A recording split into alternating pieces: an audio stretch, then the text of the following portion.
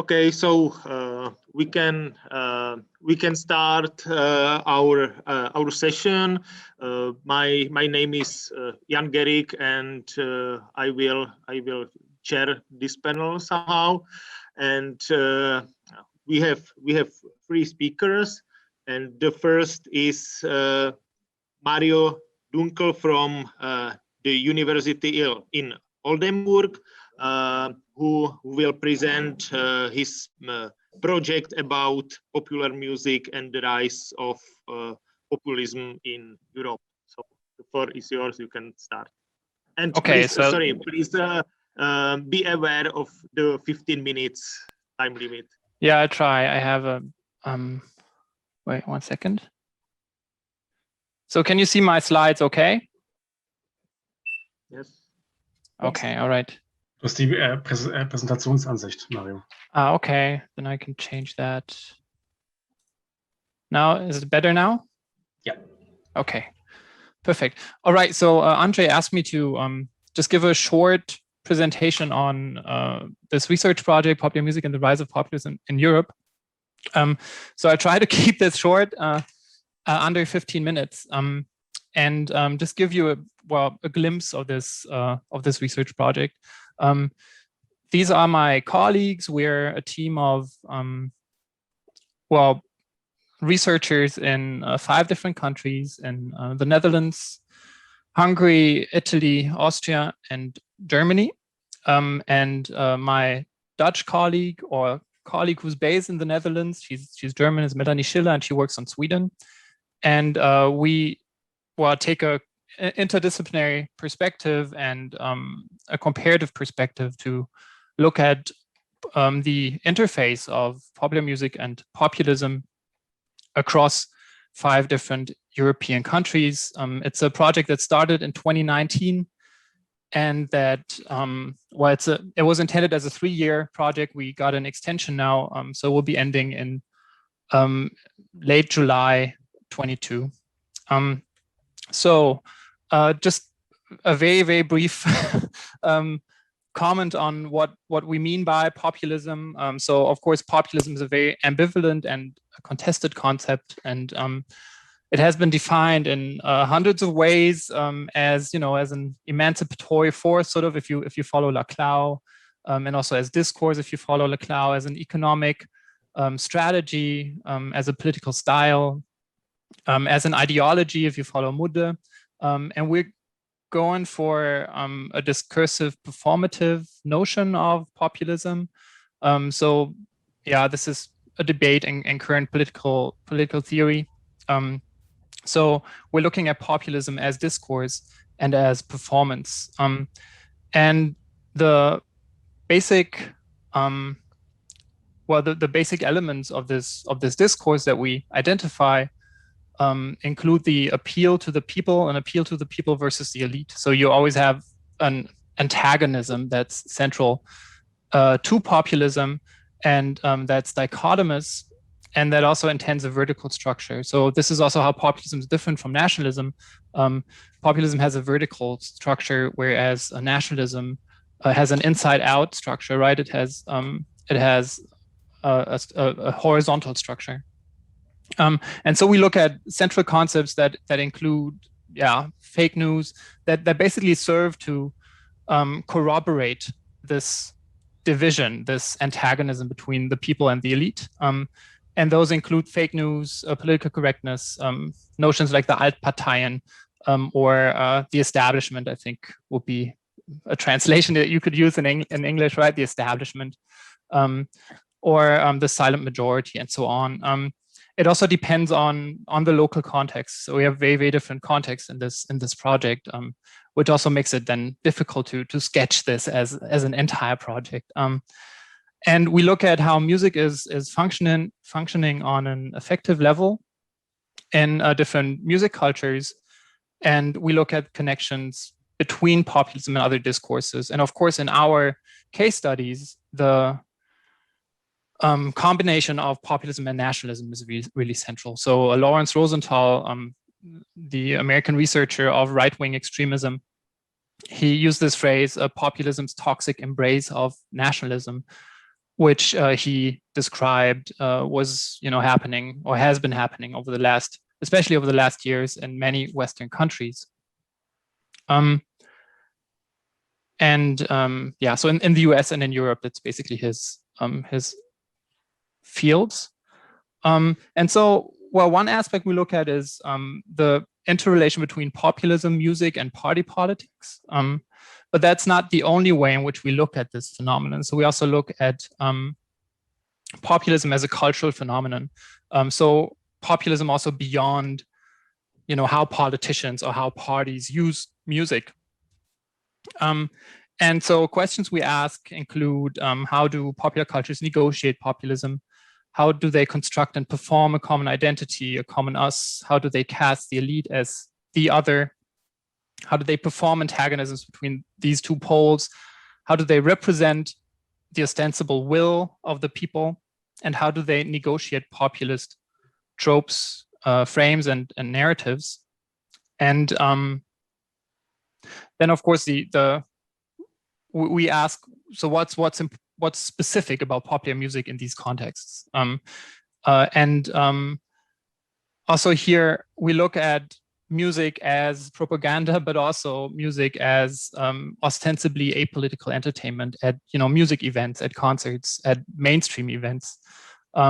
So for an idea of this larger understanding of our field, you can, for instance, look at the call for papers that we published for a special issue of popular music of the journal that has a very, very broad understanding of populism and this interface of popular music and populism. And some of the central theoretical premises include, this nexus of music and politics. So the way I put it here is we rather ask when is political music rather than what is political music. So how does music become political? When is it political? So under what contextual and situational circumstances is music a political practice? And one concept that's important to the project, of course, there are more concepts. I just took this one because it's really central, is the concept of affordance. So we look at how music affords usages and interpretations, and how these affordances depend on circumstances of use that's coming from sociology, and in our case music sociology, so Tir de Nora. So it's really oriented towards reception practices, and reception, of course, as an active and as a creative process.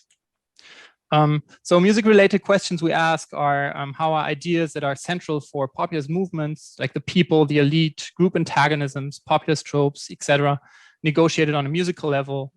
What are the reception practices regarding music with populist affordances in a particular context? And in what ways and to what extent does music contribute to a socio-cultural normalization of concepts, discourses, norms, and values that are central to populism and related discourses in particular European contexts? So this idea of normalization or mainstreaming is also quite central to our project. And our methodology includes, context analysis. So we're doing a multiple opportunity structure. So what are the structural opportunities for the normalization of populism is one question that we ask. And regarding music, and then we look at reception practices. So we have done participant observation. Of course, much of that was cut short by the pandemic, as you can imagine. So we went to large music events. The German team went to concerts of Andreas Gabayé, Kollega, Xavier Naidoo, and we had planned more concerts, but that was not possible anymore than later. Political events, but now also demonstrations like the Querdenken demonstrations, so demonstrations against the government because of the corona protection measures. And then we do interviews with concert goers, so not only fans, but people that we met at concerts and participants of political events. And we do focus group interviews with heterogeneous groups. And also with the focus group interviews, the initial idea was that every country would do those, but they haven't been possible in every country. So for instance, the Italian team last year, they still did, like over the summer, they still did focus group interviews across Italy during the pandemic. And this would have been impossible for the German case. We wouldn't even have been allowed by our university to do that, right? So it really depends on what's possible in the individual countries. So some of us have also moved to more, online research, and we do musicological group analyses. And we also then make, transnational comparisons. I don't know how much time I have left. I have an example because I didn't want this to be too dry. Can I? 5 minutes. 5 minutes. Okay, I'll try to rush through the example. So just to give you one impression of an example, I've taken a German language example, which is not broadly discussed in Germany, but which I think is really interesting from the perspective of populism theory. So Die Dorfrocker, I don't know if you're familiar with this band. They were founded in 2005 as a party rock band and first gained attention throughout Germany with an appearance at the Frühlingsfest der Volksmusik, the Spring Festival of German folk music in 2007. And then the band built on this success in 2011 with the song Auf der Alm, which celebrates the hedonistic lifestyle in a mountain hut. And the song was chosen as a theme song for the popular TV show Die Alm. And in the 2010s, the group developed a more a branding that relied heavily on strategies of polarization. So to this end, they contrasted the celebration of the rural with a devaluation of other seemingly elitist lifestyles. The best known song from this period that performs this dualism is titled Dorfkind. The chorus says, "I'm a village kid and I'm proud of it. For we village kids are made of good wood. I am a village kid. What could be more beautiful than living in the countryside?" And the dialect alluded to in the German version of the lyrics is part of the band's dichotomous performances. So while rural culture and language are glorified, people from the city tend to be ascribed a deficient way of life. Although people living in cities think that people from the countryside are, quote, a little dumb, unquote, they nevertheless spend their vacation on farms and thus in reality long for the rural lifestyle. And while the song Dorfkind still makes a vague and relatively mild juxtaposition of two social groups, other pieces by the band subsequently intensified social antagonisms. The track Mettbrötchen, for example, makes a distinction between meat eaters and organic eating vegans. Mettbrötchen, in case you don't know, it's a bread roll with raw ground pork that's usually topped with raw onions. And the song's chorus says, "I'd rather have Mettbrötchen, Mettbrötchen. I could fall in love with onion-topped Mettbrötchen." And this is a short excerpt of the music video. This music video stages the band as actors in a conflict. While vegans are portrayed as oversensitive and finicky, the band members dance together with reality TV star Gina-Lisa Lofink in front of two halves of pork in a slaughterhouse where they seem to enjoy life to the fullest. In fact, the enjoyment of life and the lust for pork are performed as inseparable. In addition, the band associates itself with signs of social protest against veganism. The words "no vegan" are inscribed on one of the pork halves in the style of a self-written protest sign. The Met even seems so threatened that a Met man in a superhero costume has to be on his way to save it. That all this is staged in an ironic and playful way does not change the fact that the video tries to entertain by taking a clear position in a social conflict. Met is more than just a spread here. In the conflict over identities and belongings, it is also a controversial sign for a kind of identity. As the German newspaper NRZ put it in 2018, Met is homeland turned through the grinder, the Tatar of the little man. As a symbol, Met connects associations of nationality and class, and thus, not entirely coincidentally, has also become popular at AfD events. This picture of a Met cake served at an AfD election party during the last federal election was distributed widely by German media, for instance. So I'm concluding briefly. This presentation was intended to give you a short glimpse of our project, Popular Music and the Rise of Populism in Europe. I tried to select an example that clearly performs a kind of populist aesthetic, but at the same time is not discussed widely as populist in German public discourse. It demonstrates how populist aesthetics have become part of German language popular music culture beyond the more famous artists that are usually discussed as populist. Since we only have a short slot for the presentation of this project, I do not have time to compare different examples across European countries now. I do assume that Emilia's presentation later today will show how similar tropes and patterns can be found across different European cases. And yeah, thank you for your attention, and I look forward to discussing this with you. Okay, we thank you very much for your interesting presentation about the connections of music and politics. And now we move to our second speaker, and then we will have discussion after all the three presentations.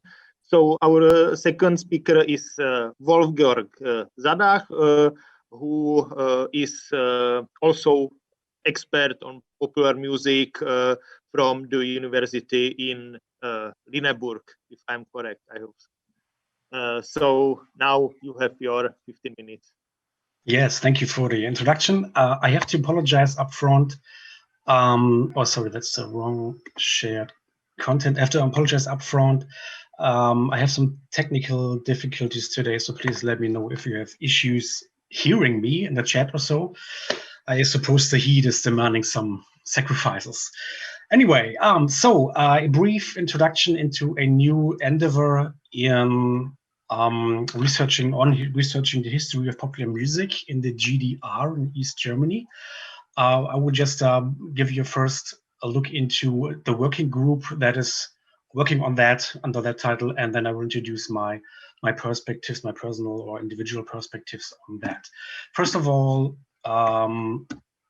this is going to be a special issue of the Popular Music History Journal and going to be released in spring 22, supposedly. The masterminds behind that are Michael Rauth, and Beate Peter. Michael is well known for his extensive research on popular music in the GDR.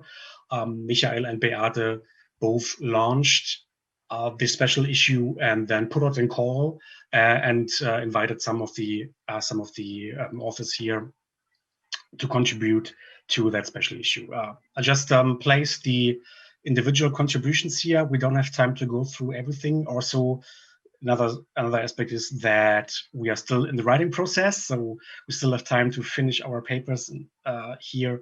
And but you get a first impression of what's going on. I will just maybe highlight a few of them. The first two are specifically interesting because they are coming from the research project, from one larger research project in Germany, which is focusing on objects of popular music, which is really interesting. It's a rather fairly new approach, focusing on the objects that are at play in practice of popular music. And that becomes very interesting when we talk about popular music in the GDR, since that, well, let's say it's a fairly new approach to that. And maybe I can also highlight Helmer's contribution about jazz in the GDR. Jazz is well researched in the GDR so far, but Helmer is contributing a different perspective. Born and grown in Germany, in East Germany, but she moved to the US pretty early, and she has this kind of distant perspective on popular music in GDR or jazz in the GDR, which is, I think, very, very beneficial here. You see at the bottom, you see what I'm contributing. I'm looking at a rather theoretical exploration on how can we actually analyze or look into youth cultures in the GDR. And I will explain that just briefly at the end, that I'm looking through the lens of social and aesthetic practices. And I will tell you what I think are the benefits of that. Maybe just very brief here, because we don't have so much time, very brief, an overview of what's being discussed in the debates around how can we actually write and talk about GDR history. And there are some new objectives in the research in recent years. I just summarized 2 main papers here and summarized the main objectives. That would be, for instance, exploring the GDR's place in the 21st century in general, and exploring the GDR's history within transnational networks, which I think is very important, and also thinking about the GDR in the context of a European modernity, which is very important, I think.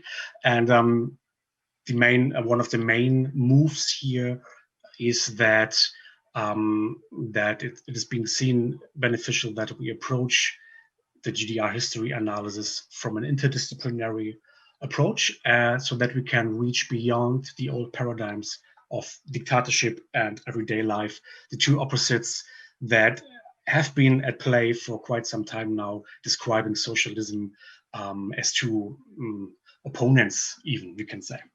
I'm skipping Michael's quote here. This is a quote from the book we just discussed in the previous panel, Made in Germany.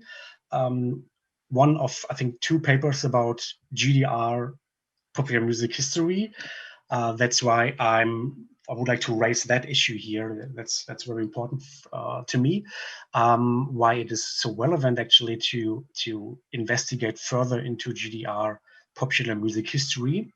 One aspect would be that we have still quite some fragmented narratives when it comes to talking about the history of popular music in Germany, especially, right? With that focus here. There are quite some companions now out there discussing German popular music. However, they still demonstrate a tendency of a bias or a one-sidedness for West Germany. Made in Germany by David Emil, etc.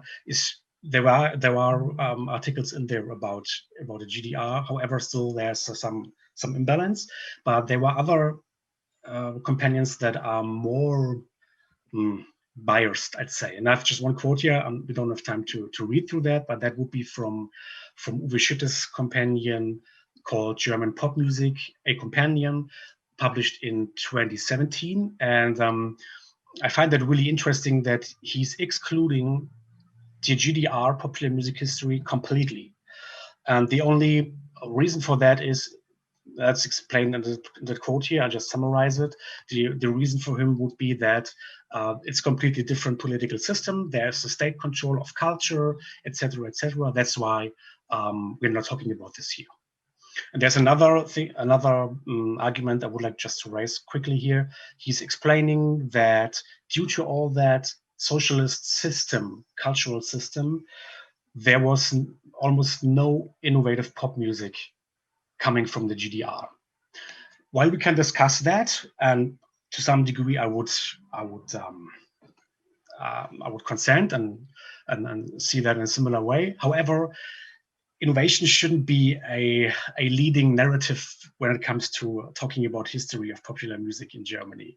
It's not so much about innovation, but more about how did actually popular music styles and genres emerged, developed, and so etc., etc. Right? So that's very important here.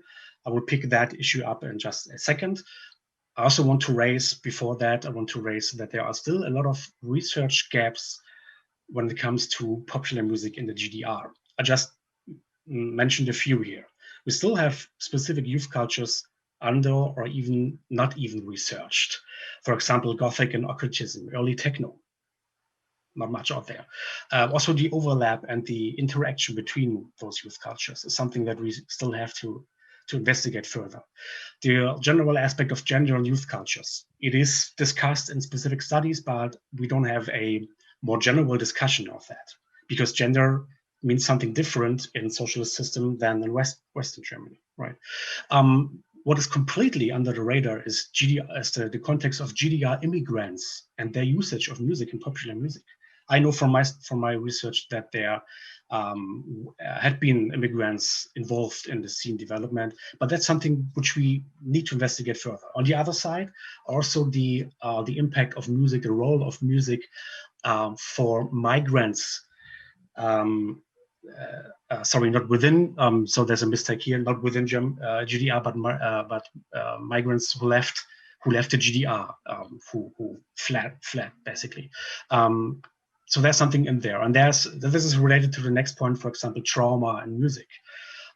There are some roots research right now showing that people used their traumatic experiences in the GDR for a almost therapeutical approach nowadays. So that's just one aspect, and really big, we discussed that earlier, a really big gap would be the impact of reunification and transformation on the musical practices in the 90s. That is a huge gap still. Okay, moving on. My paper is based mainly on my PhD research, which was on heavy metal in the GDR. The book came out in 2018, and I worked for several years on that, of course. And what I did here is was a similar approach. I wanted to reach beyond this thinking of there is the state and there were the people, and there's either opposition or you are for the state. And I wanted to get beyond those already early politicization of my perspective. The politicization plays a role all the time, but I wanted to investigate this youth culture without the glasses of a political perspective. So that's one approach was to play with or to deal with this sociological theory of practices. And so I tried to investigate social and aesthetic practices, and that meant that I tried to investigate interactions and virtual places, emotions and the body, materialities, processes of sense making, and then gather that material and then get or frame that with the political context later on.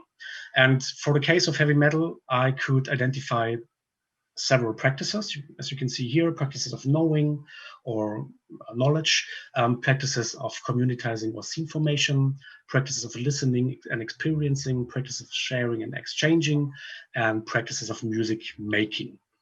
I could come to the result that heavy metal as a local and post-traditional youth culture within the GDR share practices with heavy metal in other countries, but to some degree those practices differed in detail. And I think that is, so my main argument for the paper will be that the lens of analyzing to a very broad concept of practices, that this enables us to compare better not just the youth cultures within the GDR or within the different state socialist countries behind the Iron Curtain, but also between, for instance, West Germany and the GDR. This is something I did not enough in my book. I tried to, but that would have meant another different research scope. But I tried to integrate also perspectives from heavy metal in West Germany in the 80s and had some counterbalance here. But that is something we need to do more, actually, to also get beyond that bias I mentioned earlier with the example of Wischütte, the bias that we are narrating popular music in the German history as separate histories. We need to get beyond that, since popular music and popular music genres and styles are a global phenomena, and it's more important to connect those dots of a global youth culture or global music cultures with the localization of it and the local aspects of that. So that would be my main argument, and I see that I'm running out of time already, so that would be my very brief presentation about that. Thanks for your attention.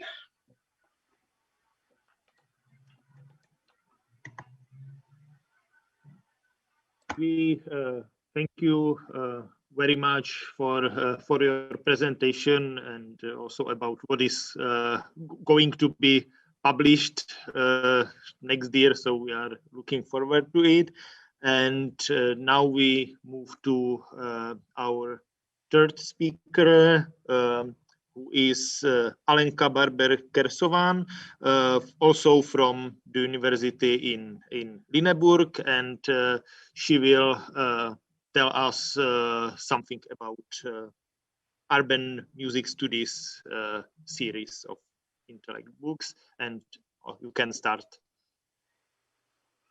Well, first of all, I would like to thank Andre for the invitation, which I was glad to expect, because this kind of Eastern rock, I would love if somebody would pick up that verb, is one of my favorite topics. Anyway, but Andre asked me to do something else, that is to talk about the Urban Music Scholars Network, which we established at the university in Lüneburg, and of which Andre is also a part of. So I'm glad to share with you some ideas, what we understand under urban music studies, how our work is structured, and how we fit into the existing university canon. And now, please, the next slide.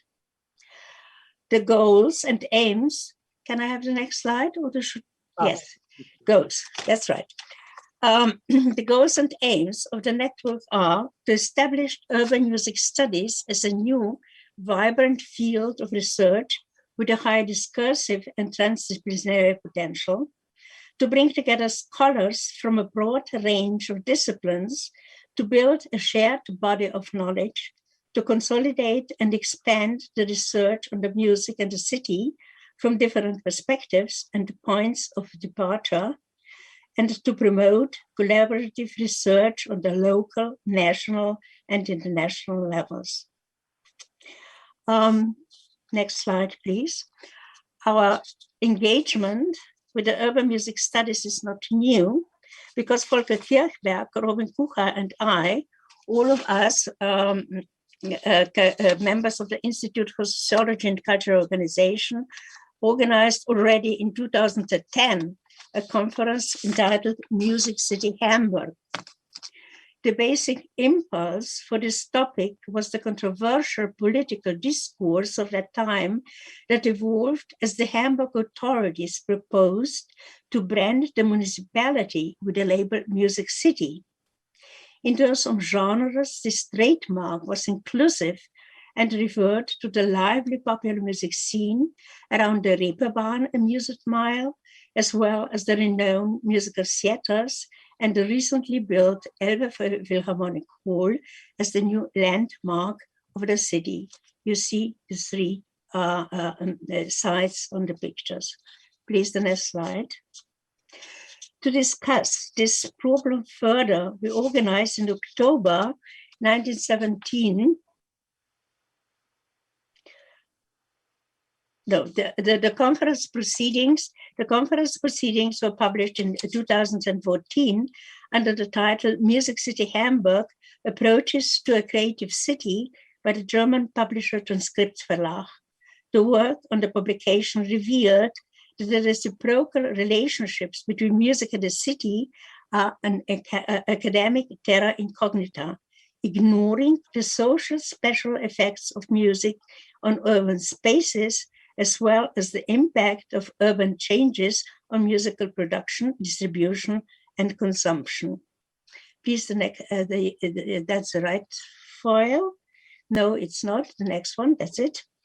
To discuss this further, the problem further, we organized in October 2017 in Lüneburg an international workshop with the title, What is Urban Music Studies and What Could It Be? Participants were Rosa Reitzhammer, Paula Guerra, Lisa Gaub, Andy Bennett, Fabian Holt, Giacomo Botta, Martin Klonen, Volker Kirchberg, Robin Kucher, and myself. I think you know most of the people anyway. Next slide, please. We also established an Urban Music Studies Scholars Network. It is supposed to provide a forum where those involved in urban music studies can meet and share their work in workshops and conferences, to collect and disseminate information about urban music studies, to document the work in this field, and to establish urban music studies as a new inter- and transdisciplinary field of research. Next file, please. Launched in December 2016, the network has currently some 900 subscribers from all 5 continents, including the Global South with India, Brazil, and Mexico, the previous Eastern Bloc, the Czech Republic, Poland, and Ukraine, and the Far East, by name Japan, Hong Kong, and Taiwan. The main communication media are the Urban Music Studies blog and the Facebook site. The participation is on a voluntary basis, and there's also no fee. And you have here also our connections. Further, we launched a book series called Urban Music Studies with the Intellect publisher from Bristol, to which we'll come back later. Now, please, next file. Can I have the next slide, please?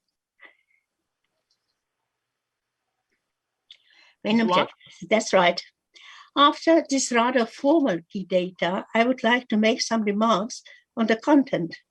As a theoretical framework, urban music studies covers a broad range of topics and musical practices, current as well as historical. With its cross-cultural point of departure and the focus on countries and geographical regions which are normally excluded from the scientific discourse, such as Global South, we hope to provide fresh perspectives of the role of music in the accelerated urbanization processes, covering, among other subjects, such as identity construction, city branding, musical heritage, and cultural tourism. The topics discussed might be of interest for sociologists, musicologists, architects, and urban planners, as well as cultural managers and politicians. Now, please, next file.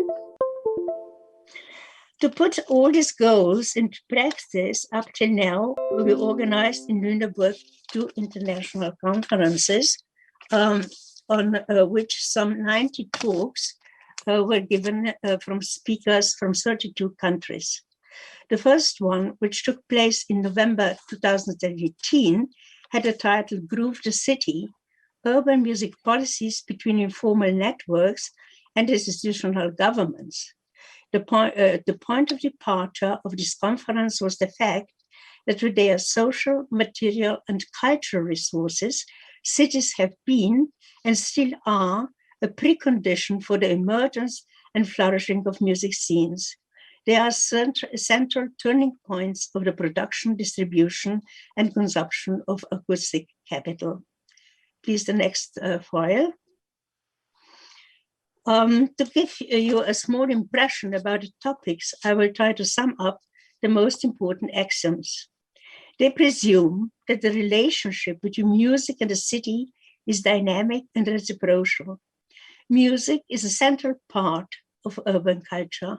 It forms communities and acts as a symbolic resource contributing to the self-awareness of its inhabitants as being urban, and in some cases even to the cultural identity of the city itself. And the urban is a central part of music. Music minds and scopes urban particularities, and musical compositions are shaped by the urban setting they have been erected in. Please, the next slide. However, although music always made a crucial contribution to the complexity of urban developments, lifestyles, and identity, after the 1990s, and especially in the new millennium, the role of music for cities gained an importance unknown before. Especially in the neoliberal discourse about music and city, production, distribution, and consumption are embedded into a complex bundle of mutually interwoven factors which go far beyond the traditional understanding of musical culture as art. Folia, music in the creative city, yes. The main issue are now the growing significance of musical organization for the creative economy, the post-industrial regeneration of deindustrial parts of town, city branding and marketing, city planning, interurban competition, and tourism. An instrumentation for such secondary purposes prevails the discourse. Now the next slide, please. Our second conference took place in Lüneburg in February 2020 under the title Groove the City 2020, Constructing and Deconstructing Urban Spaces Through Music. In this conference, we were looking for papers that transgress the boundaries between our notions of music and space. Music is embedded in the social, physical spaces where it is produced, distributed, and consumed. It can be performed in locations such as music halls, clubs, or concert houses, and has the power to produce images and symbolic associations. Music can mark the acoustic boundaries of a neighborhood or a community, or turn non-musical spaces into musical ones, as street music does. Music, thanks to new technologies and digitalization, has opened doors to virtual spaces. Think of music mapping, sound cartographies, soundscape archives, and sounding postcards, all new forms of sonic visibility. The topic itself was divided into 3 research streams. The first level encompassed material, physical, and social spaces of music and the mutuality of sound, music, and space architecture from historical, social, economic, and cultural perspective. The second level focused on the mutuality of music and symbolic aspects of space, such as images, brands, and imaginaries. The third level, however, was open for further mediations between music, sound, and spatial politics, whether this results in appropriation of the city by music or in the appropriation of music by the city. Also, I would like the next slide. That's right. Also for this conference, we were very lucky to gain some very prominent keynote speakers, such as Sarah Athitia from the University College London, the author of Musical Cities, Listening to Urban Design and Planning, Alejandro Mercado from the Universidad Autónoma Metropolitana, Mexico City, coming from urban planning and specializing on local and regional development, as well as on cultural industries. The third keynote speaker was Jennifer Lena from the Columbia University, New York, and the author of Banding Together, How Communities Create Genres in Popular Music. Anyway, so for many of us, this was the last big conference before the pandemic, made all our plans crossed and activities boiled down to keeping the network alive. However, due to the improving situation, we hope that in next year we have another conference in Vienna, but I can't tell you any details at the moment. Hence, I please the next folie. That's next folie.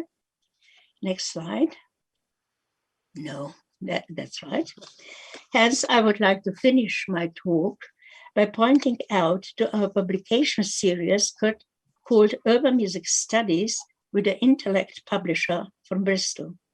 Intellect is an independent publisher who champions authors of original work with an international perspective and supports critical debate in new and emergent subject areas.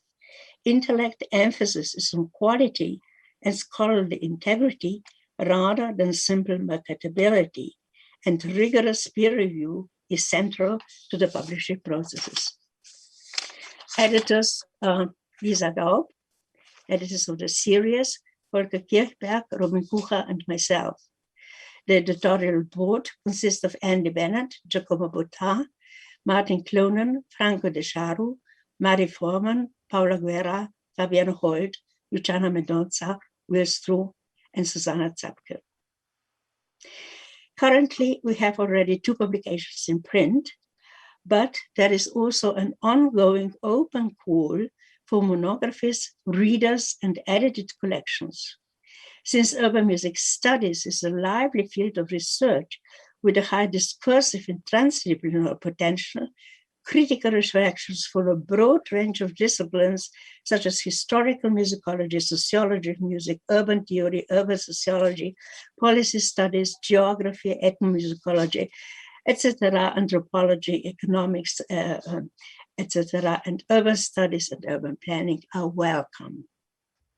If somebody in this round has an interesting project or knows somebody who is having an interest project, please contact Jelena or me for the first inquiry. We especially welcome young researchers with new ideas using innovative methodological tools and providing critical analysis of the subject matter. And now, thank you for your attention. Okay. We thank you for your presentation and for showing us how the collaboration in the field of urban music studies works. And now, unfortunately, because of some time issues, have only like 3 minutes for discussion. So maybe two short questions. So who wants to start? Is anyone here? Maybe I can ask Mario if you can point out some short example of other from other countries instead of Germany, and also then I see one question from Kasturi. So. Okay, I think I could point to like many different examples in the other countries, but I would just at this point I would just suggest that you go to Emilia's presentation this afternoon, because she will be presenting on Hungary and the Hungarian case, and there will be many examples from Hungary. And I leave it at that because I've already answered another question. If we only have 3 minutes, then but that's okay.